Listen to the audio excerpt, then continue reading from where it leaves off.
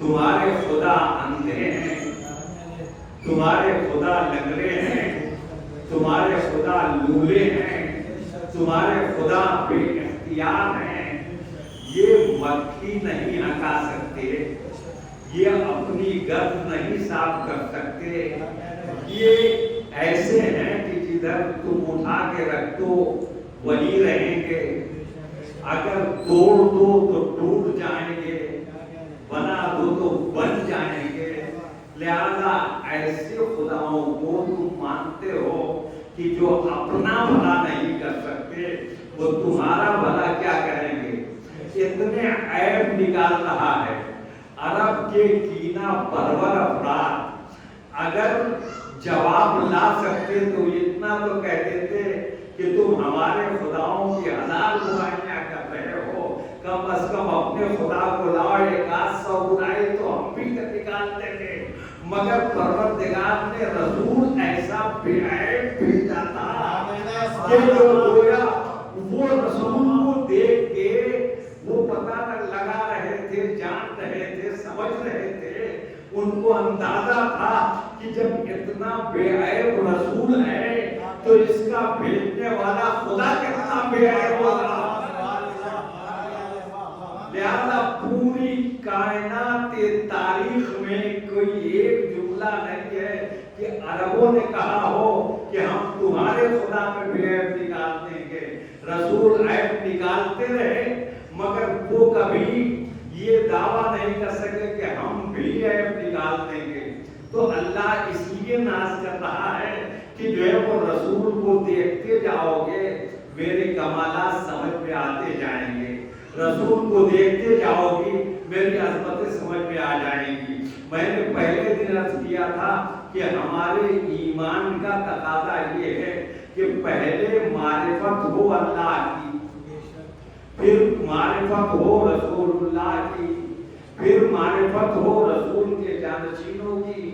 تو بھی اللہ کی معرفت کس کے بس کی بات ہے؟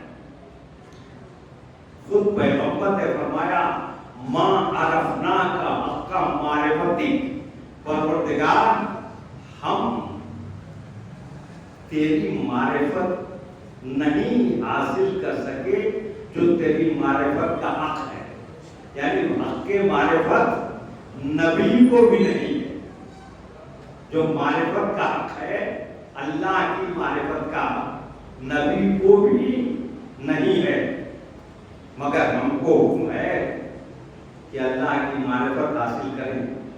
جب تک ہم اللہ کو سمجھ نہ لیں اس وقت تک ہم ایمان نہیں لا سکتے۔ ہمارا ایمان، اور ایمان وہ چیز ہے کہ یہ تخلیص سے حرام ہے، اس کو ہمیں ہی سمجھنا ہے، معرفت ہمیں ہی حاصل کرنا ہے۔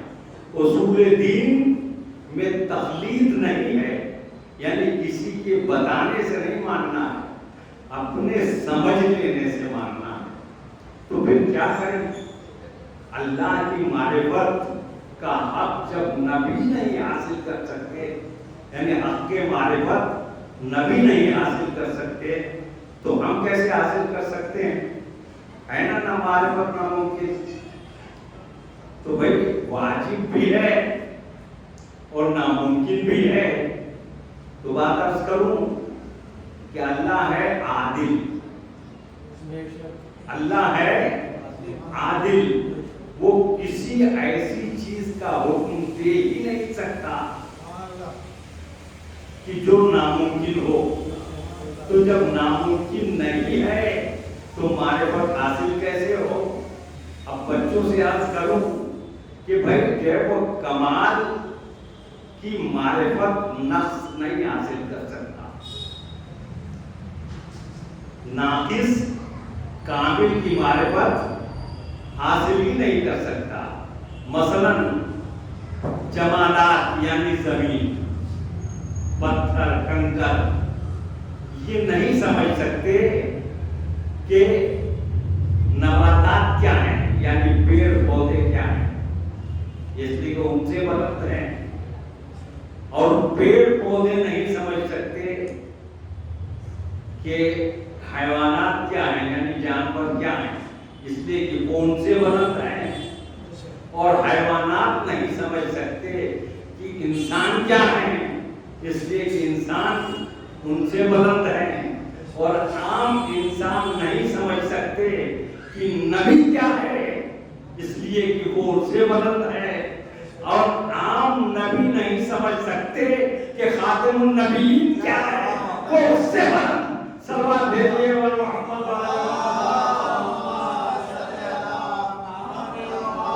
نہیں، ابھی بچے نہیں سمجھیں گے۔ اور پھر عرض کروں کہ بھائی ایک آدمی سن کے کمال پہ پہنچ گیا، یعنی بزرگ ہو گیا، بوڑھا ہو گیا، تو بوڑھا تو سمجھ سکتا ہے کہ جوانی کیا ہے، اور جوان سمجھ سکتا ہے کہ بچپنا کیا ہے، مگر بچہ بتائے کہ جوانی کیا ہے وہ نہیں سمجھ سکتا کہ جوانی کی امنگیں کیا ہیں، شباب کی امنگیں کیا ہیں، شباب کے ترنگ کا کیا ہے، وہ بچہ نہیں بتا سکتا۔ اور جوان سے پوچھا جائے بزرگی کیا ہے تو اس کو نہیں پتا کہ بزرگی میں کیا کیا کیفیت جسم کی ہوتی ہے، کیا حالات جسم کے ہوتے ہیں، نہیں سمجھ سکتے نا۔ اس لیے جو ہے وہ جو ناقص ہے، یعنی جو کمتر ہے، یا جو ابھی مبتدی ہے، وہ منتہی کی منزل کو سمجھ نہیں سکتا ہے، جو ناقص ہے وہ کمال کی منزل کو سمجھ نہیں سکتا۔ پھر جو ہے وہ جاگنے والا تو بتا سکتا ہے کہ میں خواب میں کیا کیا دیکھ رہا تھا، مگر خواب میں جو ہے وہ نہیں بتا سکتا کہ تم جاگنے میں کیا کیا کر رہے تھے۔ صلوات بھیجیے محمد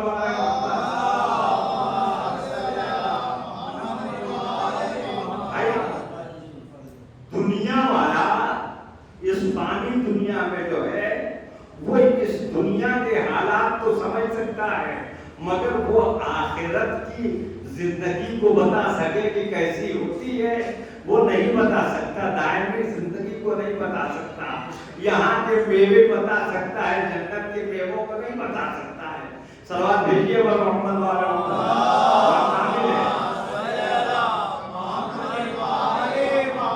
تو ہے پریشانی یا نہیں ہے؟ تو اب جو ہے وہ کیسے معرفت حاصل کرے بھائی؟ اللہ کامل نقطہ کمال پر ہے اور ہم ناقص، کیسے اس کا کی معرفت حاصل کریں؟ کہ بھائی تمہاری ذمہ داری پوری نہیں ہے کہ پوری معرفت حاصل کر دو۔ بھائی جو ہے وہ سمندر میں سوئی ڈالو گے تو پورا سمندر تو سوئی میں نہیں آئے گا، مگر سوئی کے ناکے میں جتنی وسعت ہے اتنا سمندر تو اس میں آ جائے گا۔ صلوات بھیجیے محمد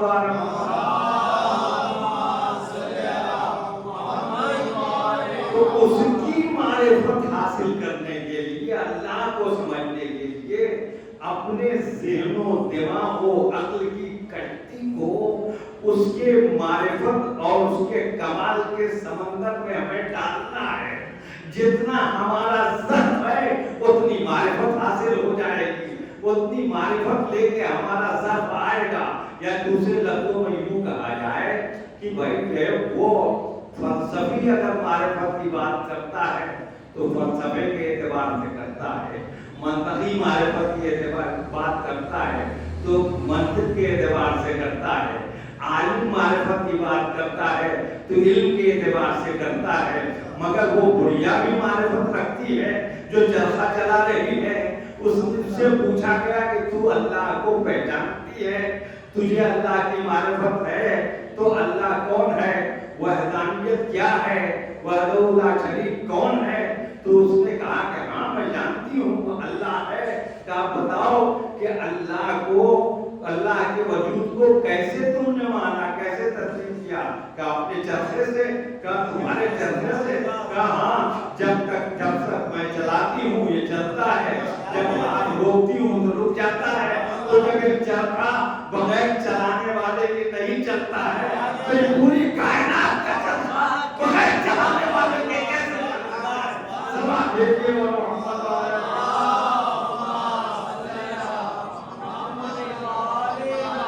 تو ہر شخص حاصل کر سکتا ہے اپنے اعتبار سے معرفت، مگر حق کے معرفت نہیں ہو سکتا. اب بات آ گئی اللہ کے بعد رسول کی. جہاں ہم جس میدان میں ہم چل رہے ہیں یعنی شان رسالت, آج دوسرے انداز سے سمجھیے. اللہ نے رسول کو بھیجا. بعثہ معنی بھی ہوتا ہے بھیجنا, بھیجا, اور رسول کے معنی بھی ہوتا ہے بھیجنا. شاید لوگ بیٹھے ہیں وہ سمجھتے ہیں مراسلہ یعنی بھیجے جانے والے خط, مرسل بھیجا ہوا, مرسل بھیجنے والا, رسول جسے بھیجا گیا ہے. تو جسے بھیجا ہے اللہ نے, جسے بھیجا ہے رسول نے, جس کو اللہ نے بھیجا ہے ہمارے پاس, وہ کون ہے؟ وہ رسول ہے. اب مجھے بتائیے کہ اللہ نے رسول کو بھیجا ہمارے پاس, تو بھیجنے کا تصور کیا ہوتا ہے؟ کوئی بتائیں گے آپ؟ یہ میرے پاس بیٹھے ہیں, کوئی چیز دینی ہوئی تو میں نے پکڑا دیا اور اسد صاحب, مگر وہ دور جو لوگ بیٹھے ہوئے ہیں ان دور والوں کو میں کسی کے ذریعے بھیجوں گا, کسی کے ذریعے بھیجوں گا. اللہ کہہ رہا ہے کہ میں تمہارے رگے گردن سے زیادہ قریب ہوں. تو پھر جب اللہ ہمارے رگے گردن سے زیادہ قریب ہے تو جب تک فاصلہ نہ ہو بھیجنے کا تصور ہوتا ہی نہیں ہے. تو ہم دور اور اللہ دور, تو یہ بات ہی ختم ہو جائے گی کہ بھیا دیکھو اللہ تو رگے گردن سے قریب ہے اور ہم اللہ سے, ظاہر ہے وہ ہم سے قریب ہے تو ہم بھی تو اس سے قریب ہی ہوں گے نا, دور تو نہیں ہوں گے. تو جب اس سے دور نہیں ہوں گے تو پھر کیا معاملہ ہے؟ تو پھر جب تک فاصلہ نہ ہو بھیجنے کا تصور نہیں ہوتا. جب تک فاصلہ نہ ہو, دوری نہ ہو, بھیجنے کا تصور نہیں ہوتا. دینے کا تصور ہو سکتا ہے, بھیجنے کا تصور نہیں ہو سکتا. تو اب دوری ہے تو پھر جو ہے وہ کیا جسمانی دوری ہے, وہ تو لامکان ہے, کسی مکان میں رہتا تو دوری سمجھ میں آتی. جی محمد بھائی مسجد سے 500 قدم کے فاصلے پہ رہتے ہیں, یہ دوری تو سمجھ میں آتی ہے, یہ جسمانی دوری ہے. مگر اللہ سے یہ جسمانی دوری اس لیے نہیں ہو سکتی کہ ہم یہاں رہتے ہیں وہ وہاں رہتے ہیں تو جسمانی دوری ہو گئی. اللہ جسم رکھتا نہیں لہذا جسمانی دوری ہو نہیں سکتی. تو اب کیسی دوری ہے؟ آپ جتنی عبادتیں کرتے ہیں ہر عبادت میں کیا کہتے ہیں؟ قربتاً اللہ.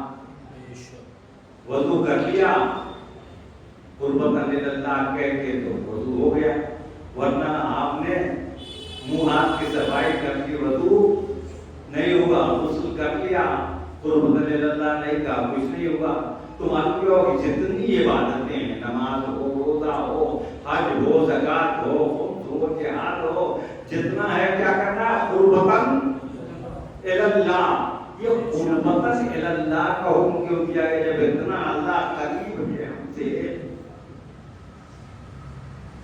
یعنی مریض کے پاس ایک انسان بیٹھا ہے, اس کے سینے پہ ہاتھ رکھ کے اس کی نبض کا اندازہ لگا رہا ہے, دل کی دھڑکن کا اندازہ لگا رہا ہے.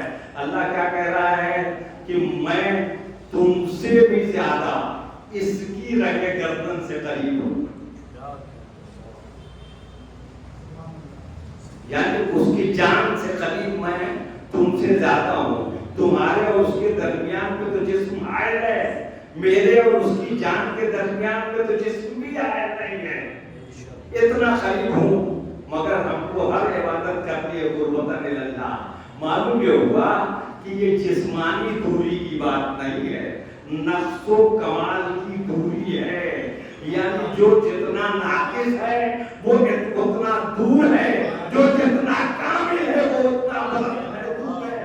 لہذا اب دوری کرنے کے لیے قربت اللہ کرو تاکہ تمہارا نفس کم ہوتا جائے، تمہارا نفس کم ہوتا جائے، تمہارا کمال کچھ نہ کچھ تمہیں آگے بڑھاتا جائے، اللہ سے قریب کرتا جائے۔ یعنی صفات کی دوریاں ہیں، کس کی دوریاں ہیں؟ صفات کی دوریاں ہیں۔ یہ صفات خوبیاں، یہ صفات کی دوریاں ہیں اور باقی جسمانی کوئی دوری نہیں ہے۔ لہذا جتنا تم وصف پروردگار سے قریب ہوتے جاؤ گے، دوسرے لفظوں میں جو کہا جائے کہ وہ رحیم ہے تو تمہارے دل میں بھی رحم آنا لگے تو اس کے صفت سے قریب ہو گئے۔ وہ قادر ہے تو تم بھی اپنے نفس پہ قدرت رکھنے کی کوشش کرتے رہو، اس سے قریب ہو گئے۔ وہ جواد ہے تو تم بھی سخاوت اپنے اندر پیدا کرو، اس کے صفت سے قریب ہو گئے۔ لہذا اللہ کے صفات سے قریب ہونے کا نام قربتاً اللہ ہے۔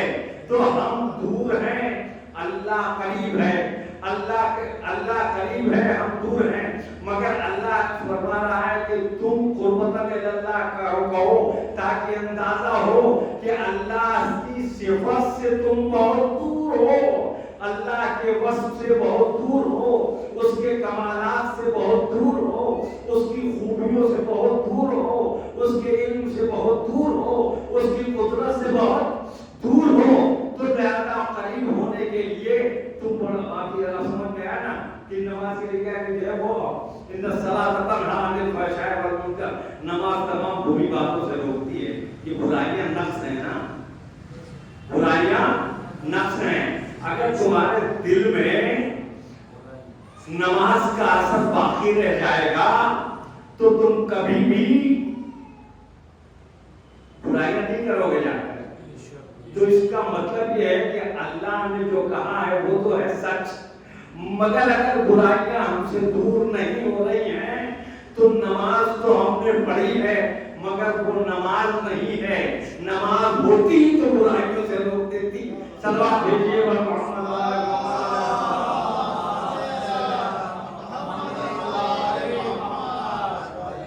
یا ایھا الذین آمنوا کتب علیکم الصیام کما کتب علی الذین من قبلکم لعلکم تتقون۔ اے صاحبان ایمان، تم پر روزہ فرض کر دیا گیا جیسے کہ تمہارے پہلو پہ فرض تھا، تاکہ تم تقوی والے ہو جاؤ، تاکہ تم تقوی والے ہو جاؤ، پرہیزگار بن جاؤ، متقی بن جاؤ۔ اگر روزہ رکھ کر ہم پورے مہینے روزے رکھ لیتے ہیں، ساری چیزوں سے پرہیز کر لیا، مگر اس کے باوجود بھی ہمارے دل میں تقویٰ نہیں بسا تو اس کا مطلب یہ ہے کہ روزہ نہیں تھا، ورنہ تقویٰ ضرور حاصل ہو جاتا۔ جی اللہ یہ ہے۔ تو اب آگے بڑھیں، اب یہی سے بات ذرا آگے بڑھا کے، اس لیے کہ جو تقریباً 20-22 منٹ تو ہو ہی گئے، صلوات بھیجیے ایک مرتبہ۔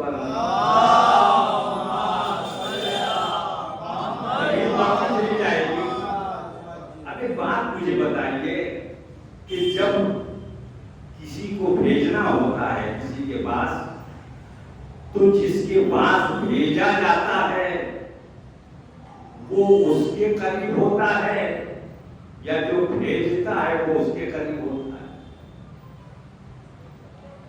بول دیجیے بھائی۔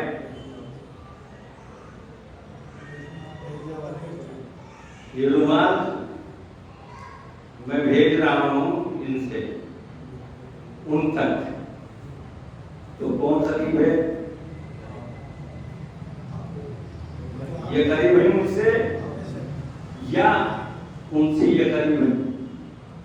کہ نہیں، جس کو بھیجا جاتا ہے وہ ہوتا ہے قریب، اور جس تک بھیجا جاتا ہے وہ ہوتا ہے دور۔ اور پتہ چلا کہ جتنا کمال ہے اتنا ہی اللہ سے قریب کرتا ہے، जितना नफ्स है उतना ही अल्लाह से दूर रखता है। अल्लाह नुक्ते कमाल आखिर है, उस तक वही ज्यादा करीब होगा जिसमें कमालात हो, खूबियां हो, सिफात हो, औसाफ हो, बुलंदियां हो। तो परवरदिगार से करीब कौन होगा? जिसको परवरदिगार भेजेगा, यानी रसूल करीब होगा और जिसके पास भेजेगा वो दूर होगा। तो ये उम्मीद जिनमें रसूल को भेजा गया ये तो नाकिस ही नाकिस थे, मगर रसूल जो था वो कामिल था या नहीं था? तो कमाल करीब था अल्लाह से, नफ्स दूर था अल्लाह से। तो भेजना खुद बताता है कि जो करीब है उसको दूर वाले तक भेजा जा रहा है। तो कभी करीब वाला कमाल की वजह से करीब है, कमाल की वजह से, खूबियों की वजह से करीब है। तो अब मत कहिएगा कि जो है वो रसूल हमारे जैसा था। अगर तुम्हारे जैसा होता तो उस पर भी कोई भेजा जाता। तुम्हारे जैसा नहीं है, वो नूरानी है, इसलिए अल्लाह से करीब है। वो मासूम है, इसलिए अल्लाह से करीब है। अब आप कहेंगे कि जो रसूल थे इसलिए मासूम हो गए। नहीं, मासूम है इसलिए रसूल बनाया गया। सलाम भेजिए मोहम्मद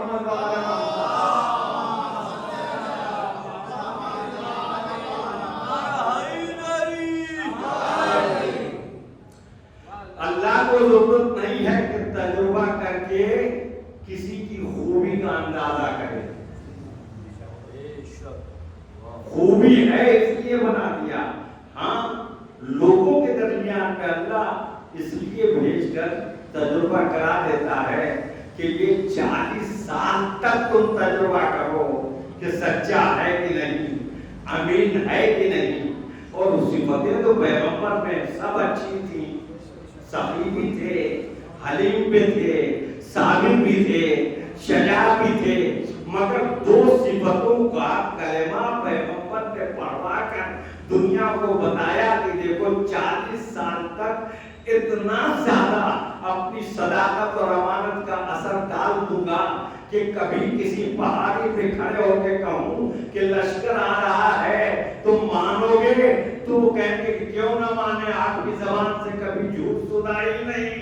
फिर उसके बाद जब पैगंबर ने दावा किया तो अरबों में अब इतनी हिम्मत नहीं थी कि वो कह सके कि आप झूठ कह रहे हैं, इसलिए इस जबान से कहा है कि कभी झूठ सुनाई नहीं है। तो साहिब कह सकते हैं, शायर कह सकते हैं, दीवाना कह सकते हैं, मजनून कह सकते हैं, सब काहिन कह सकते हैं, मगर झूठा नहीं कह सकते। तो झूठा नहीं कह सकते तो दावे में सच्चा है। अब पैगंबर ने दावा कर दिया तो ये झुठला तो सकते नहीं। ज़मीर हर वक्त कहता है कि भाई कभी झूठ नहीं बोला है तो दावा तो सच्चा ही होगा। अब ये और बात है कि अपने दीन से फिरने नहीं देता, मगर जो है वो इनका नफ्स कम से कम अपना ज़मीर तो मलामत करता ही रहता है कि इतना सच्चा कभी झूठा दावा कर नहीं सकता। और अमानत की मंजिल ये है कि काफिरों ने फैसला कर लिया कि कत्ल कर दिया जाए, मगर अमानतें कोई लेने नहीं आया। अभी ऐलान हो जाए कि फला बैंक बंद होने वाला है, फला बैंक बंद होने वाला है, तो देखिए लाइन लग जाएगी, अपना अपना माल निकालने के लिए सब लोग खड़े हो जाएंगे। अगर बैंक बंद नहीं होने वाला होता है तब भी अगर ऐसी अफवाह हो जाए तो लोग अपना अपना सब कुछ निकाल लेंगे, बैंक बंद हो जाएगा।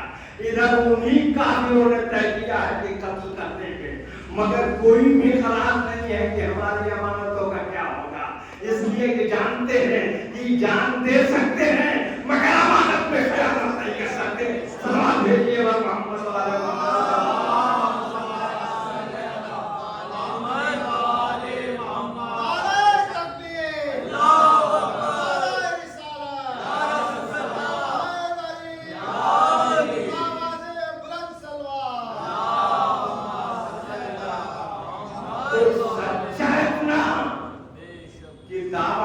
झूठा امین ایسا کہ پیغام میں کوئی خیانت نہیں کر سکتا، اتنا امین کہ جو قرآن ہے سنا تو وہی رہا ہے نا، حدیثیں کوئی سنا رہا ہے، مگر جو قرآن ہے وہ کہتا ہے یہ اللہ کا کلام ہے، اور جو حدیثیں ہیں وہ کہہ رہا ہے یہ میرا کلام ہے۔ کبھی یہ نہیں کہا کہ یہ بھی اللہ کا کلام ہے، جبکہ اللہ کہتا ہے کہ جو وحی ہوتی ہے وہی کہتا ہے، اس کے باوجود بھی اپنے کلام کو اپنا کہا، اللہ کے کلام کو اللہ کا کلام کہہ کے دنیا کو بتا دیا کہ امانت اسے کہتے ہیں کہ جو اللہ اپنا کلام کرے وہ اس کا کلام کہہ کے دنیا کو دیا جائے، جب جو میں تشریح کروں اپنا کلام کہہ کے دنیا کو دوں۔ صلوات بھیجیے محمد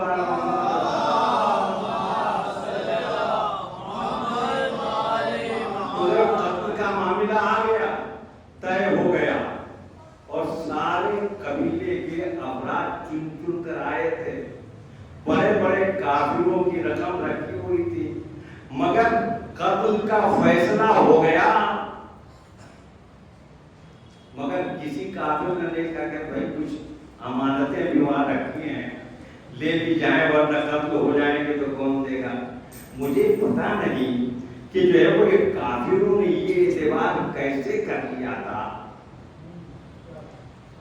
کہ جو ہے وہ یہ مر جائیں گے، قتل کر دیے جائیں گے، زندہ نہیں رہیں گے تب بھی امانت واپس۔ مجھ کو لگتا ہے کہ جو ہے وہ مسلمانوں نے سمجھا ہو یا نہ سمجھا ہو، مگر کافر جانتے تھے کہ رسول اکیلا امین نہیں ہے، بلکہ اس نے کچھ ایسے امین تیار کر لیے ہیں کہ ان ہاتھوں میں دے کے جائے گا تو اور وہ امانت پہنچائیں گے ضرور۔ صلوات بھیجیے محمد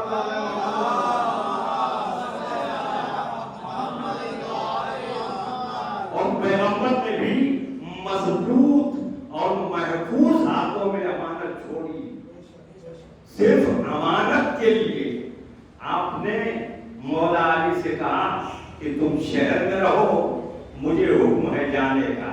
یہ اور بات ہے کہ اللہ نے اور منصوبہ بنا دیا اور آواز دی کہ بھائی کہ وہ امانت پہنچانے کے لیے تو رسول محفوظ ہاتھ سمجھ کے علی کو یہاں چھوڑ رہے ہیں، مگر رسول کی جان بچانے کے لیے رسول کے بستر پر میں سلا کے آواز دوں گا، وَمِنَ النَّاسِ مَن يَشْرِي نَفْسَهُ ابْتِغَاءَ مَرْضَاتِ اللَّهِ وَاللَّهُ رَءُوفٌ بِالْعِبَادِ۔ صلوات بھیجیے محمد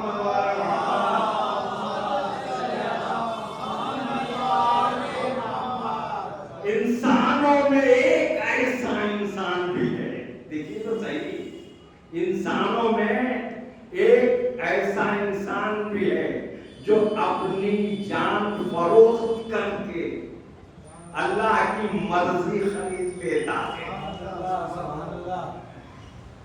اللہ اپنے بندوں پہ بڑا مہربان ہے۔ سنا اپنے انسانوں میں جب کبھی صفت بیان کی جاتی ہے تو جمع کے ساتھ بیان کی جاتی ہے، کیسے؟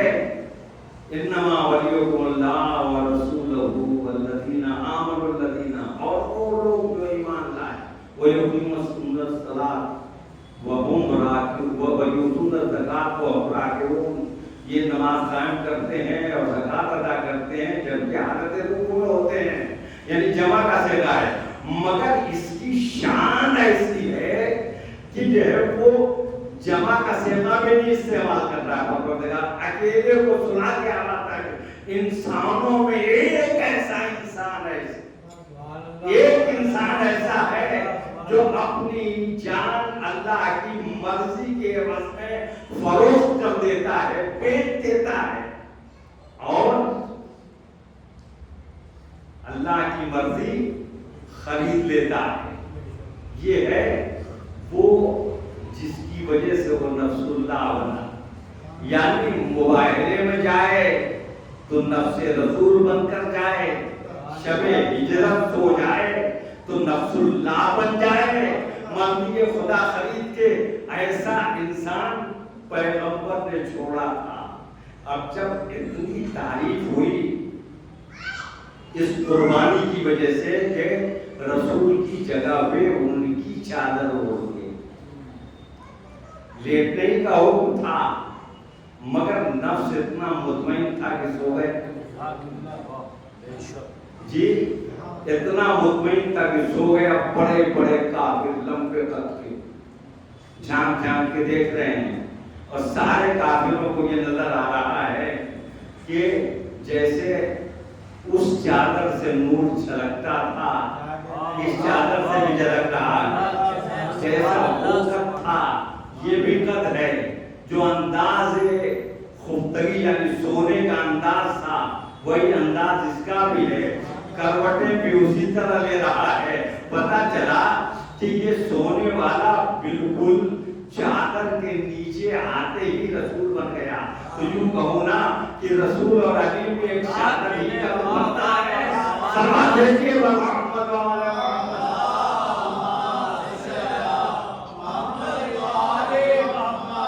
جیسے ہی یہ کافر صبح ہوئی تو اندر گئے، کود کود کر گئے، اور جانے کے بعد جب کھڑے ہوئے تو سونے والے نے چادر الٹ دی، انہوں نے گھور کے دیکھا، بڑے بڑے بھیانک کافروں نے، تو انہوں نے بھی گھورا، یہ کیا بات ہے، کیسے؟ کہا رسول اللہ کہاں گئے؟ اب نام لیتے ہیں وہ تو میں کہہ رہا ہوں احتراماً کہ وہ کہاں گئے؟ تو جیسے ڈانٹ کے کافر نے کہا تھا ویسے ہی ڈپٹ کے علی نے کہا میرے حوالے کر گئے تھے جو ماننے آئے ہو، سلام بھیجیے اور محمد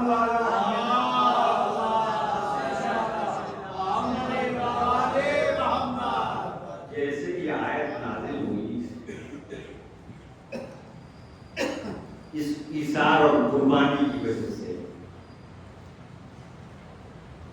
معمولی بات نہیں ہے، پروردگار فرشتوں سے کہنے لگا جبرائیل و میکائیل تمہاری عمریں ایک دوسرے سے فرق رکھتی، پتا دونوں میں نہیں ہے کس کی عمر زیادہ ہے کس کی کم ہے۔ میں کہا سنو، جس کی زیادہ ہے وہ اپنے کم والی عمر والے بھائی کو دے دے گا، کہ پروردگار ہم تیری تسبیح کرتے ہیں، تیری تحلیل کرتے ہیں، تیری عبادت کرتے ہیں۔ ارے بھائی جو نہ جانتا ہے، نہ بچے نہ بیوی، فرشتوں جو ہے وہ عبادت ہی تو کرتے تھے، تو بھائی جو ہے وہ جینے کی اتنی خواہش کیوں ہے؟ کہا فرشتوں نے کہا کہ یا پروردگار، ارے تو قادر مطلق ہے، ہم تیری عبادت کرتے ہیں، تو عمریں بڑھا سکتا ہے، یہ عمریں کسی کی کم کر کے کسی کی زیادہ کیوں کرنا چاہتا ہے؟ کہ آپ زمین پر دیکھو، اب زمین پر دیکھو، اور جو فرشتوں زمین پہ دیکھا، کہا کیا؟ کہا دیکھو یہ علی ہیں جو اپنے بھائی پر اپنی جان نثار کرتے ہیں، جاؤ ایک بیعتی کھڑے ہو جائے، ایک سرانے کھڑا ہو جائے اور نعت غن کہنا، بخن بخن لگا یا علی ابن ابی طالب من مثلکا، اے علی ابن ابی طالب مبارک ہو مبارک ہو، کون تمہارے مثل ہو سکتا ہے؟ اللہ تم پر مباحات کرتا ہے، اللہ تم کو مبارکباد پیش کرتا ہے۔ یہ علی رات بھر مبارکبادیں لیتے رہے، اور جو ہے وہ اب یہ اور بات ہے بھائی کہ کوئی جو ہے وہ پیغمبر پر جان دے کر سو جاتا ہے اور اطمینان سے سوتا ہے، اور کبھی کوئی کہیں بیچارہ روتا بھی ہے۔ ابھی جو ہے وہ پیغمبر کی جان کی فکر میں رونا یا پیغمبر پہ جان قربان کر کے سونا، یہ فیصلہ آپ کے ہاتھ میں ہے۔ سلام بھیجیے محمد والے محمد۔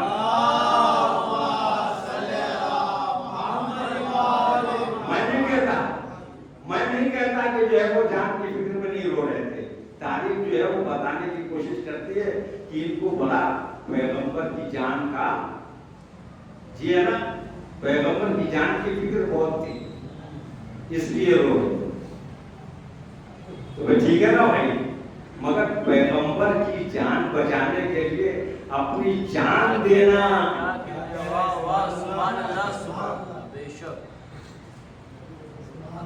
اور جو ہے وہ جان کی فکر میں رونا، دونوں برابر تو نہیں ہو سکتا. تو بھائی دیکھو اللہ نے اس کے بعد یہ سند دی کہ اللہ کی مرضی کے لیے اپنا نفس بیچ دیتے ہیں. کاش کے یہ وحی کا سلسلہ بند نہ ہوتا. تو میرا دل کہتا ہے کہ کربلا میں 72 کے لیے یہی آیت نازل ہوتی، ایک کے لیے نہیں 72 کے لیے آیت. آپ کہیں گے علی معصوم، علی مولا، یہ سب یہ وہ الگ بات ہے. علی کی ایک صفت کی وجہ سے یہ آیت نازل ہوئی ہے، قربانی کی صفت. تو کربلا میں قربانی دینے والوں کی عظمت کو کوئی پہچانے، کوئی پہچانے کہ قربانی دینے والے کون تھے. تھے تو کوئی غلام بلتیس قبیلے کے تھے، اس قبیلے کے تھے. مگر جب ہمارے امام زمانہ علیہ السلام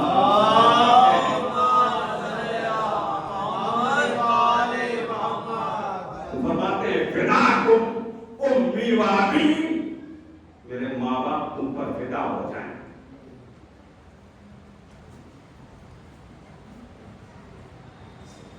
تم بتا بدل ارض التي فيها تم حسین پہ قربان ہو کر، رائے خدا میں قربان ہو کر ایسے پاک ہو گئے کہ جس زمین میں دفن ہو گئے وہ زمین بھی پاک ہو گئے.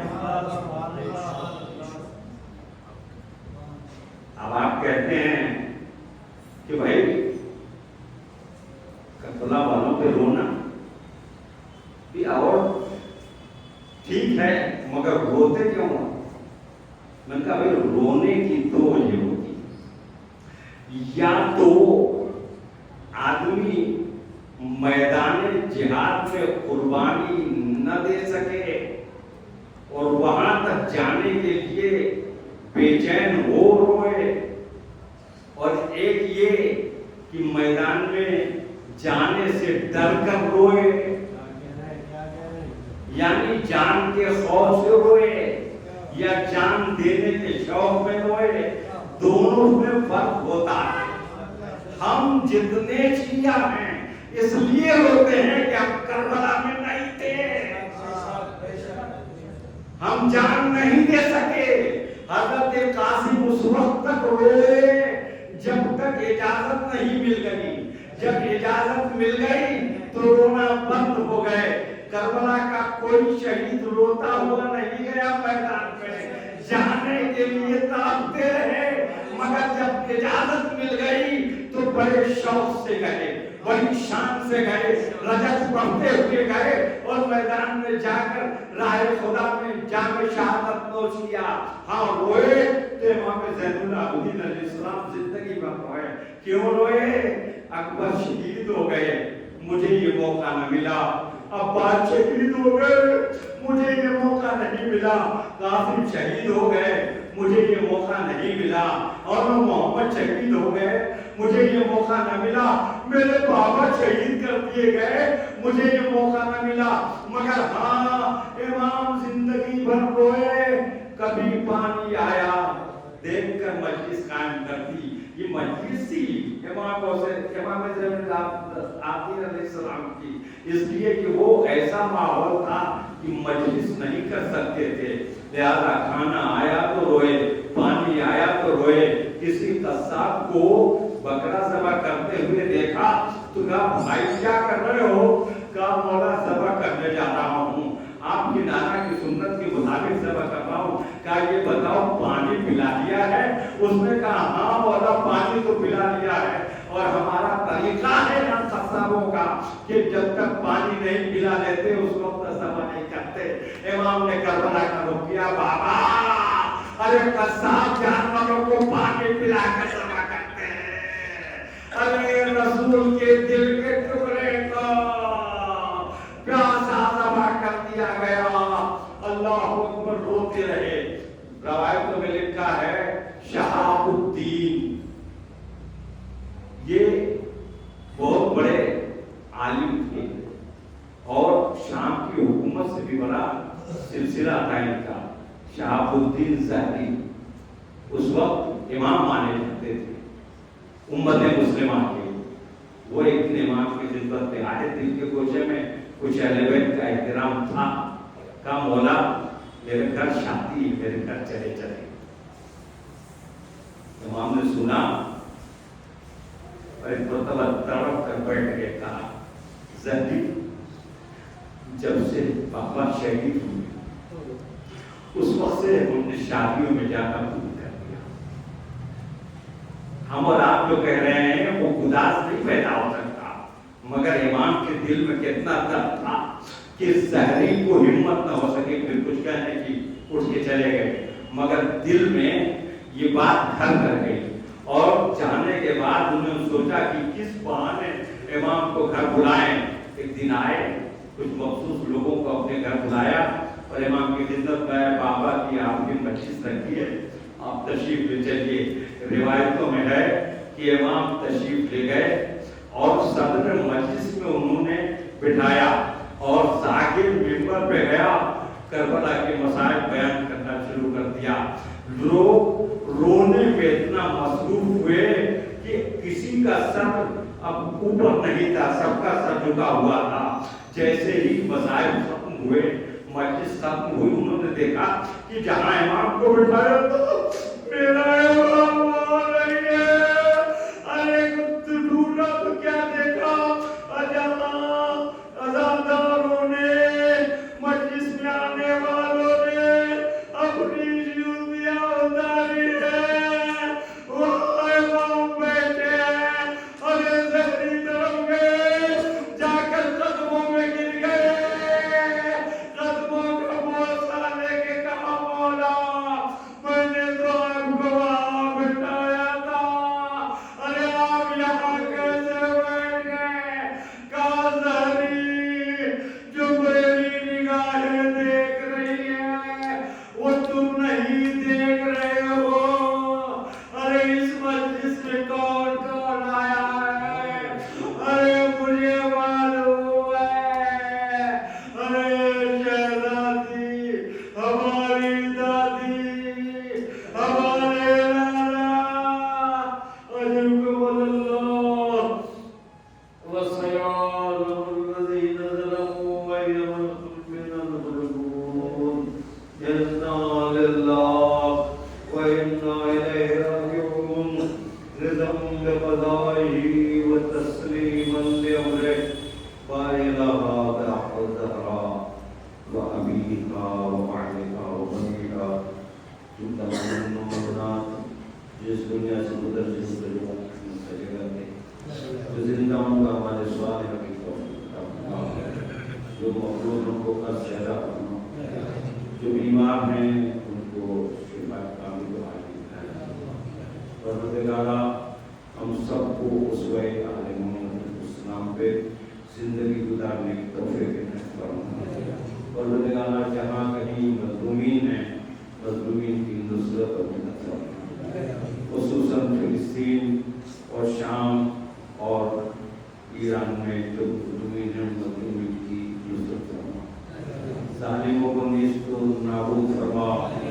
پروردگارا غزہ والوں کا کفیل بن جا، ان کا وکیل بن جا، ان کا نصیر بن جا، ان کا مددگار بن جا، اور ظالموں کو ان کے کفر کردار پہنچا دے۔ وہاں کے محمد علیہ السلام جب تک دنیا میں رہیں ہم سب کو دامان علیہ السلام کے ساتھ دنیا میں رکھنا، اٹھانا تو انہیں کی محبت کے ساتھ اٹھانا، امام زمانہ اسلام کو ضرور نما، ہم کو کے ناصروں محفوظ فرما، آمین یا رب العالمین۔